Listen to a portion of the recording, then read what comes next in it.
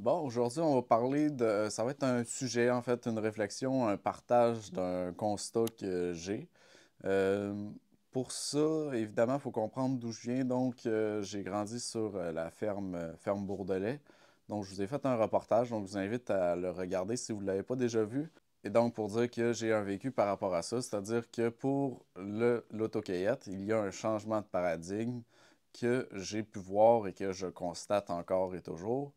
Euh, Puisque moi-même, j'ai travaillé donc sur la terre, sur la ferme. J'ai déjà été en charge de l'autocueillette plusieurs années. C'est moi qui plaçais les cueilleurs.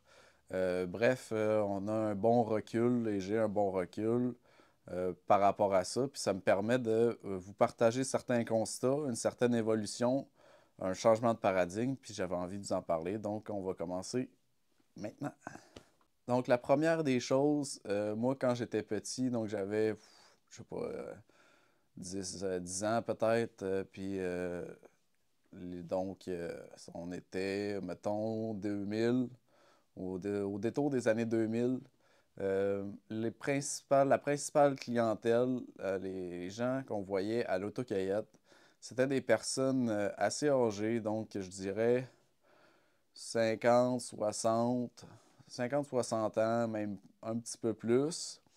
Et ces gens-là, on parle en général évidemment, mais ces gens-là étaient dans cette tranche d'âge-là et ils venaient pour cueillir des très grandes quantités de fruits, de petits fruits en l'occurrence. J'imagine que c'était généralisé donc à l'ensemble des autres fermes, un peu le même type de clientèle pour que ce soit des pommes ou etc. Ils venaient cueillir des grosses quantités parce que ils ont grandi dans cet esprit-là, dans une certaine tradition, donc de conservation, de préparation des aliments.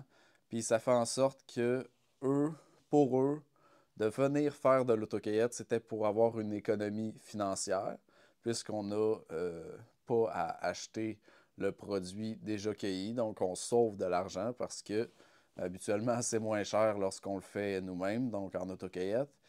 Et des grandes quantités pour faire de la préparation, pour faire de la conservation pour l'hiver ou pour la saison froide. Donc, c'était un peu un acte.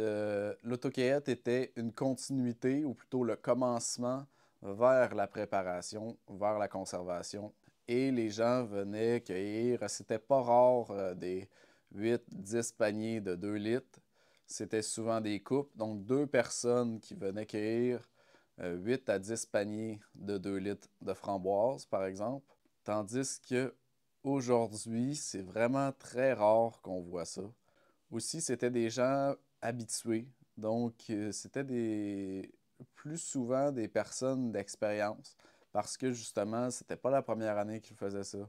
Donc, ils étaient plus autonomes, entre guillemets, lorsqu'on les plaçait dans les rangs.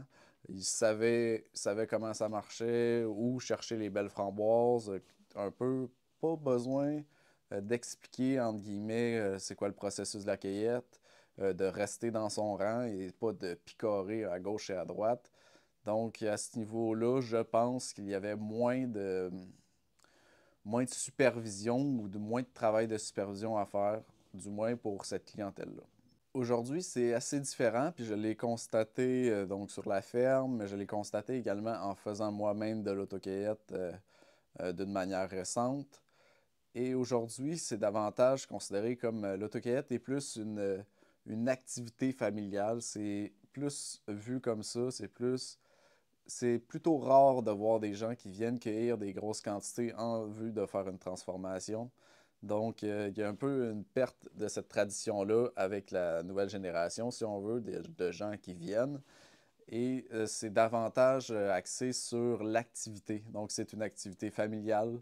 Euh, donc, qu'est-ce qu'on remarque, c'est il y a plus de gens qui vont faire de l'autocueillette, que ce soit n'importe où ailleurs, là, framboise ou pomme, etc., comme une activité familiale. Donc, ils vont venir en couple avec leurs enfants. Et au niveau de la quantité, ben, on va être sur des quantités, quasiment les quantités minimes pour que ça soit acceptable socialement, si on veut, ou plutôt juste comme viser la quantité minime.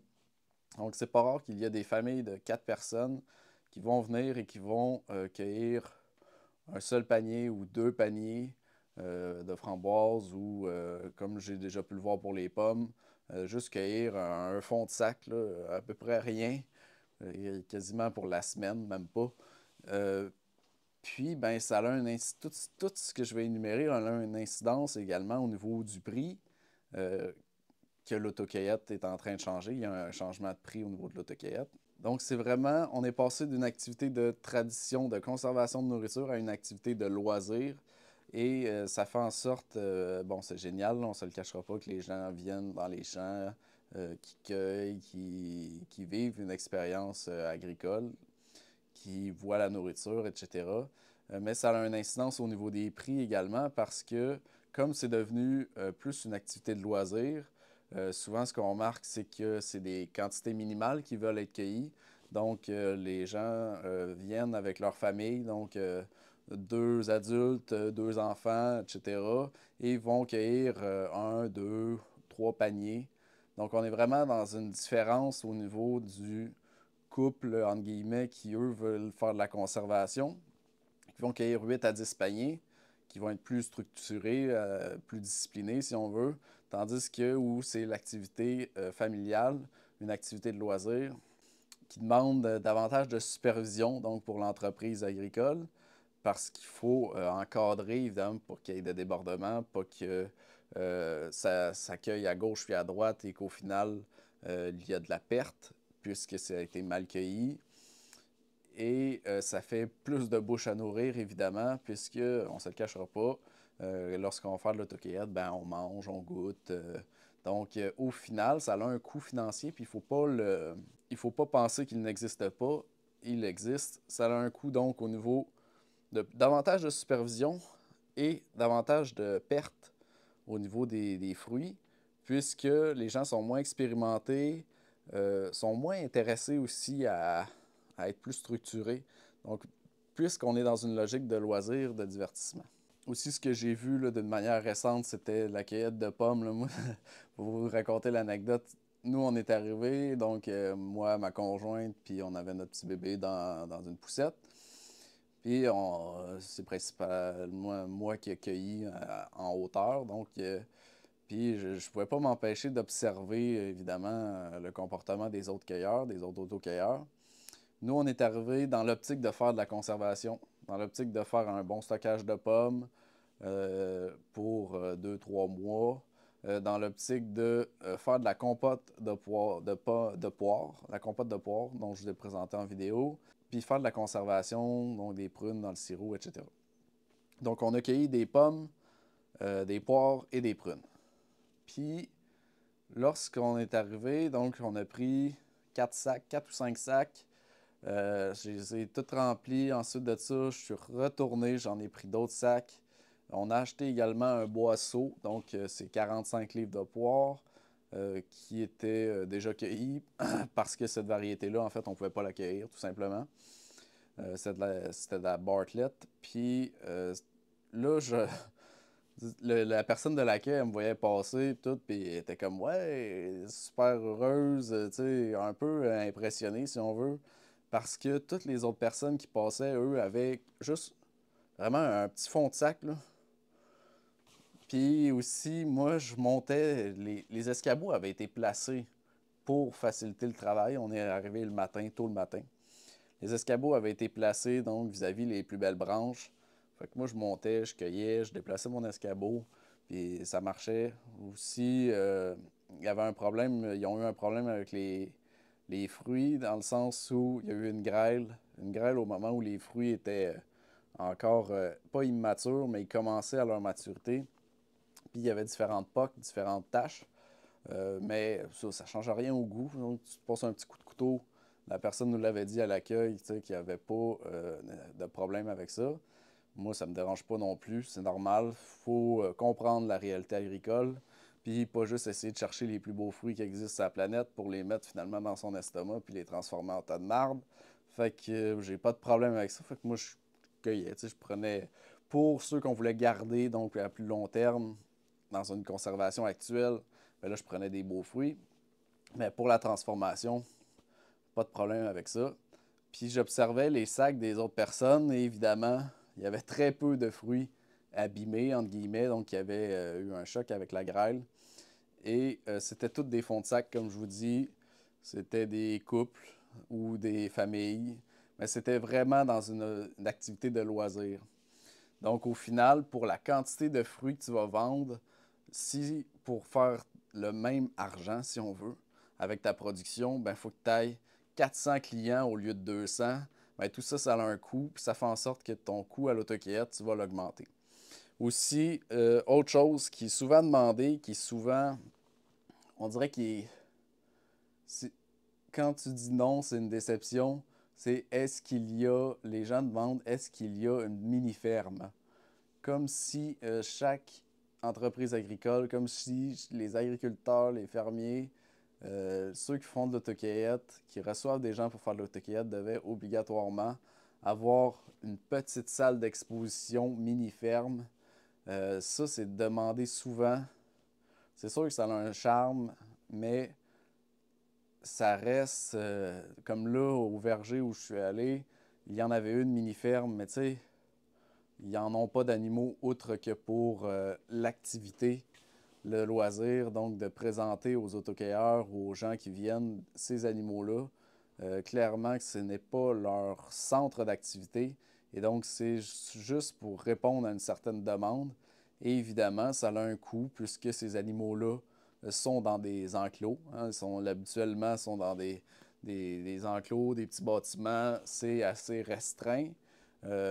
Bon, habituellement, c'est quand même bien fait, mais le problème derrière ça, c'est qu'évidemment, on est sur une cour d'exercice et non un pâturage, ce qui fait en sorte que, évidemment, ces animaux-là se nourrissent uniquement d'intrants et l'entreprise agricole doit nourrir ces animaux-là dans le but de répondre aux besoins de loisirs des autocueilleurs. Puis, ben, ça se traduit au fait que les fruits sont vendus plus cher pour l'autocueillette. Donc, c'est pas à négliger aussi parce qu'on est vraiment dans un changement de paradigme. Puis, c'est important, je pense, de le mentionner. Autre chose aussi que j'ai remarqué, c'est la gestion des déchets. Il y avait plusieurs déchets, donc évidemment, les gens ils buvaient un Tim Hortons ou quelque chose. Ils essayaient comme de le mettre dans une palette de bois ou c'était pas. Ça aurait pris des poubelles, plus de poubelles, mais est-ce qu'on peut tout simplement mieux gérer nos déchets? Ça me semble une évidence. Par rapport aux escabeaux, je voulais revenir aux escabeaux, c'est qu'ils étaient placés pour faciliter la cueillette. Puis j'ai vu personne d'autre que moi monter dans les escabeaux pour faire de la cueillette. Les gens allaient vraiment au bas de l'arbre, prenaient les fruits qui étaient les plus faciles, les plus accessibles, mettaient ça dans leur sac, prenaient une petite marche main dans la main et c'était final. Ça fait, à mon avis, c'est un problème aussi parce que ça fait des arbres qu'il en reste plein dedans, mais les gens ne vont pas les chercher. Donc, au final, ça va faire de la perte. Est-ce que l'entreprise va les ramasser plus tard? C'est tout un processus de gestion. On parle souvent des pertes qui sont liées à la production agricole. Ben ça, à mon avis, il y a des pertes qui sont liées parce que c'est pas, on prend un arbre, mettons un pommier, on le vide, puis on passe au suivant. Là, c'est vraiment tu cueilles à gauche puis à droite, puis advienne que pourra. On laisse ça, j'ai pas envie de monter dans l'arbre là, je fais juste prendre la pomme la plus belle qui est la plus proche. Puis c'était ça que je remarquais. Moi, j'ai pris le temps aussi de replacer les escabeaux à des endroits où il y avait des belles branches bien fournies, mais j'ai vu personne monter dans ces escabeaux-là. Donc, on est vraiment sur un changement de paradigme, puisqu'on est dans une facilité, on est dans une activité de loisir, dans un divertissement, dans un aspect plus contemplatif, plutôt que dans une position où on recherche une économie et où on veut faire de la conservation, on veut une grande quantité pour passer des moments appréciables avec des fruits locaux en période froide. Donc, ça fait un peu le tour pour ce constat-là. J'avais envie de vous le partager.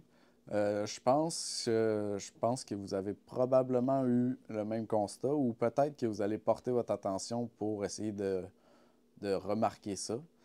Puis, bien évidemment, à l'avenir, et c'est déjà le cas en ce moment, l'autocueillette est moins avantageuse qu'elle l'était auparavant d'une manière économique parce que justement, on est dans un changement de paradigme où les gens, ce qu'ils veulent, surtout en autocueillette, c'est pas viser une économie dans le but d'une conservation, mais c'est vraiment de vivre un moment, de vivre une expérience divertissante, contemplative, de sortir à l'extérieur, de vivre une expérience qui est davantage liée au loisir.